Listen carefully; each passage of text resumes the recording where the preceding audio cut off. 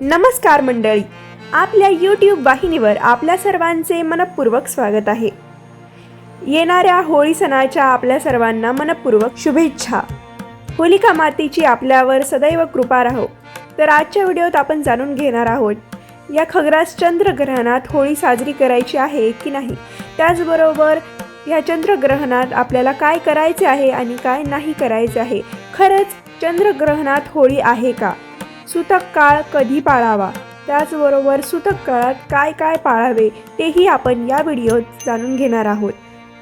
Video सुरू करण्यापूर्वी कमेंट्समध्ये जय माता दी असे लिहायला विसरू नका।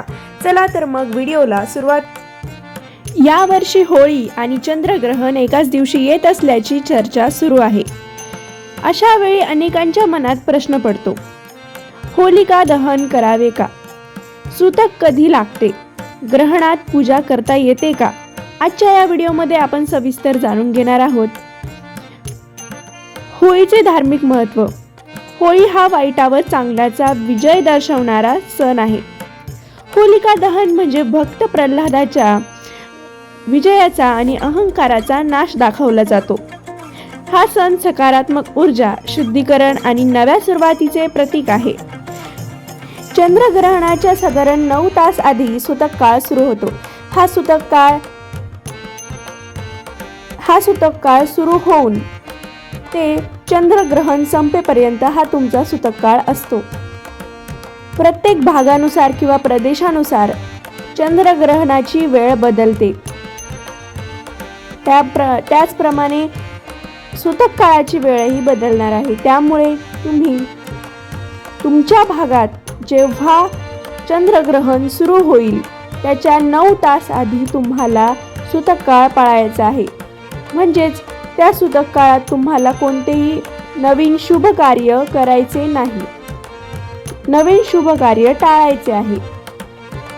त्याचप्रमाणे जर तुम्ही त्या वेळेत देवपूजा करत असाल तर तुम्हाला देवपूजाही करायची नाही। त्याचप्रमाणे अन्न शिजवायचे नाही। गर्भवती स्त्रियांनी खास करून काळजी घ्यायची आहे, विशेष काळजी घ्यायची आहे।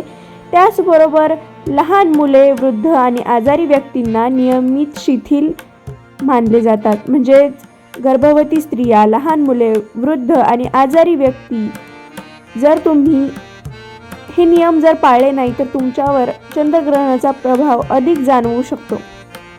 त्यामुळे या सर्वांनी काळजी घ्यायची आहे।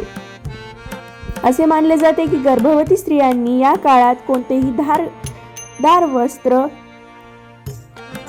वापरायचे नाही आहे आणि ते प्रथा परंपरेनुसार सर्वजण पाळतात। ग्रहण आणि होळी एकत्र आल्यास काय करावे। जर ग्रहण होलिका दहनाच्या वेळेत असेल तर ग्रहण संपेपर्यंत दहन टाळावे। ग्रहण संपल्यावरच तुम्हाला जी कार्य आहेत ती करायची आहेत, शुभ कार्य आहेत ती करायची आहेत। ग्रहण संपल्यावर तुम्ही सर्वात महत्त्वाचं आहे की तुम्हाला स्नान करायचं आहे आणि त्यानंतरच पुढच्या क्रिया करायच्या आहेत। घरात गंगाजल शिंपडायचं आहे। गंगाजल नसेल तर तुम्ही गोमूत्रही शिंपडू शकता थोडंसं। मग विधीपूर्वक होलिका दहन करा। जर ग्रहण आधी संपलं असेल तर स्नान करून शुद्धी केल्यानंतर दहन करता येते। म्हणजे आंघोळ केल्यावर त्याच्यानंतर तुम्ही शुद्धी केल्यानंतर दहन करता येऊ शकते।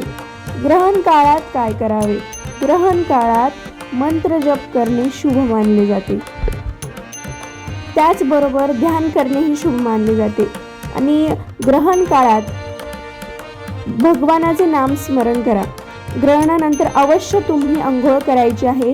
त्याचबरोबर स्वच्छ कपडे परिधान करा आणि महत्त्वाची सूचना आहे की नियम प्रदेशानुसार बदलू शकतात, म्हणून स्थानिक पंचांग किंवा पुजारी यांचा सल्ला घ्या।